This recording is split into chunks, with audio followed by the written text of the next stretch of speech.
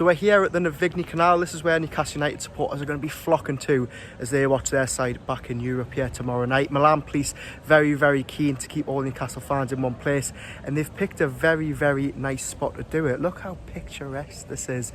Lovely little canal, lots of cafes, lots of bars, lots of restaurants, lots of pizzerias, a few butchers for Newcastle United fans to just have a little pre-match take here.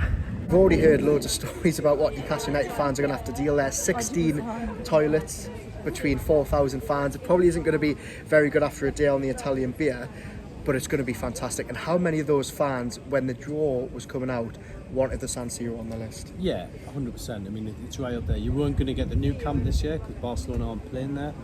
So the San Siro certainly would have been on many people's top three. Dortmund would have probably been on many people's top three as well. So they've got at least two of them. They've got the glamour trip to PSG as well.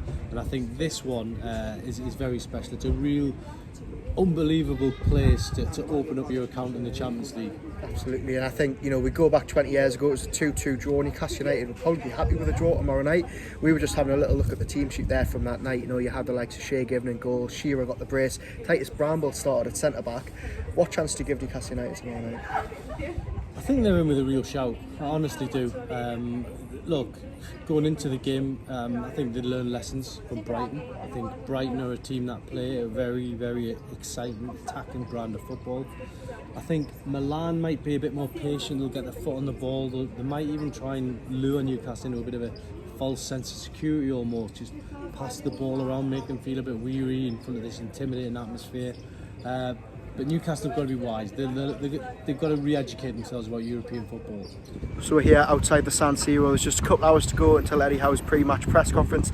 Him and the team have flown out this morning after training at Benton instead of training here at the San Siro. Honestly, I'm just going to give you a little scan of the stadium here. It's just so big. Absolutely amazing. So much better than you think in person. No surprise that so many fans have had this on their bucket list ever since Newcastle United qualified for the Champions League last season. It's been given a very small glimpse of the San Siro pitch. There's a lovely little window at the back of the club shop which lets you have a little glimpse at what Newcastle United players are going to be running out onto tomorrow night. There's also plenty of merchandise in here, including the star man Rafael Leao. That's the man Newcastle United have got to watch out for tomorrow. Him, Christian Pulisic and Olivier Giroud likely to be in attack for AC Milan. Milan, though, on the end of a huge drubbing against Inter Milan just a few days ago. Stefano Pioli, the manager's been speaking this afternoon to the press. He's trying not to get bogged down in the derby result, but Newcastle United on the back of that 1-0 win against Brentford on Saturday, they'll be very, very confident of their chances here. Newcastle United fans, well, they'll probably take a draw. They'll probably just take the fact that they're back in the Champions League. Eddie Howe, though, he'll won 3 points, and we're going to hear from the manager a little bit later this evening. So it's about 11:15. We're just leaving the San Siro. It's a lot later than we thought. Obviously Newcastle United's flight delayed, which meant the press conference got put back about 2 hours. We did hear, though, eventually from Eddie Howe and Sandro Tonali, who assessed the game. They of course apologised for the delay. It's not ideal preparation for the Magpies ahead of their first European game in 20 years, but Eddie Howe insists that he believes that it was the right thing to do, letting the players train at Benton before flying out here, even though that preparation has been really delayed with them stuck on the tarmac at Newcastle for a couple of hours. Sandro Tonali, very, very emotional for him. He's obviously returning to AC Milan a lot sooner than he thought he would. Back at the club that he supports as a boy, you know, back at the club that his father supports. He said that he was 10% emotional getting there tonight. He's had a brief little stop. The 90% of emotions will come tomorrow. We're just about to head back into the centre of Milan. We're going to go back to the canal where we were this morning. We're sure that there's going to be absolutely tons of Newcastle United fans who are there soaking up the atmosphere, hopefully drinking those bars dry, and we'll keep you updated.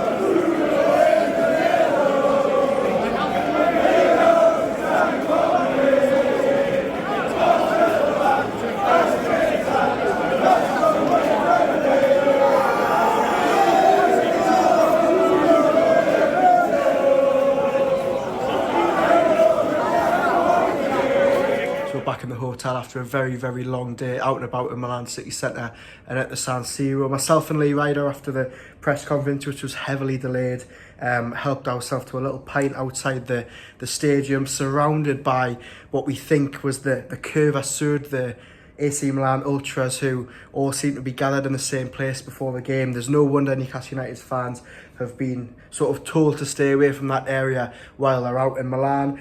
Our colleague Kieran Kelly was out. He was exploring the canal a little bit after landing in Milan tonight. He caught the glimpse of some fans partying long into the night, and we're going to be down there on Tuesday before kick-off, trying to capture a bit of that pre-match atmosphere before Newcastle United play. Been a very, very long day. We're just getting back to the hotel now. Thankfully, the hotel bar is open, which is the news that we're all waiting for. A nice little beer before we go to bed. But yeah, fantastic day. Very, very good.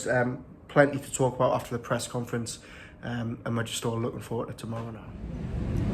So it's about 8:30 in the morning here in Milan. I've just had a little stroll out of the hotel to a nearby cafe just to record the last little part of this day 2 travel vlog. I've just been having a little chuckle at myself in the hotel room editing some of these videos together, because I got a text yesterday morning off Andrew Musgrove, as many of you will know, Chronicle Live social media editor, my podcast colleague on the Monday show, and he texted me yesterday saying if I had £1 for every time you mentioned beers on this trip, it would have paid for itself. Now I think, if I'm not wrong, I mentioned it about twice yesterday, and I'm just going to explain why.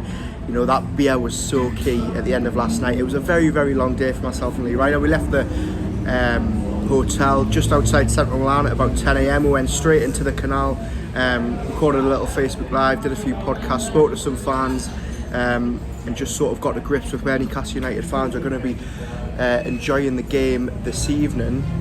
We then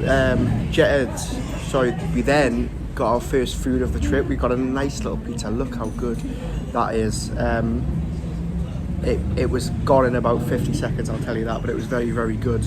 And then look, it was straight to the San Siro, and this is where the day gets a little bit long, it gets a little bit stretched, and you know, we didn't expect that we were going to be, you know, leaving the San Siro at 11 o'clock. We thought we'd be done for about 8:30. We thought we'd be, you know, sort of filing our copy that we need to do, doing our videos, and then heading, you know, into the canal for a night of, you know, seeing what Newcastle United fans were up to. That obviously wasn't the case. Eddie Howe and his players arriving much later than they would have liked, much later than we liked, after being stuck in that press conference room at the San Siro for about 6 hours. No water, no food, no real clue what was going on as the teams playing landed about 2 hours after.